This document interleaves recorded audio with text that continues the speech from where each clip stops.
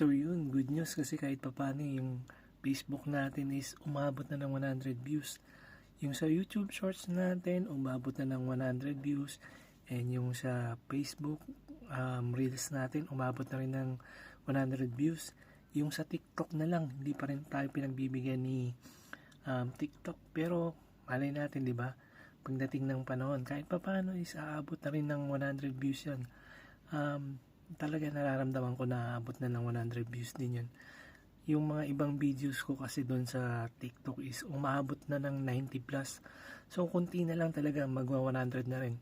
And pag umabot na rin ng 100 views yung sa TikTok, is i-raise natin yung goals natin syempre.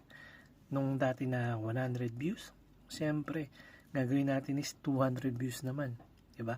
Pag umabot ng 200 views yung sa TikTok, YouTube Shorts, tsaka Facebook Reels, is i-raise na naman natin ng gagawin natin 300 views naman, di ba? Yun nakakatuwa lang kahit papaano. Kasi kahit papaano may improvement na nangyayari sa account ko.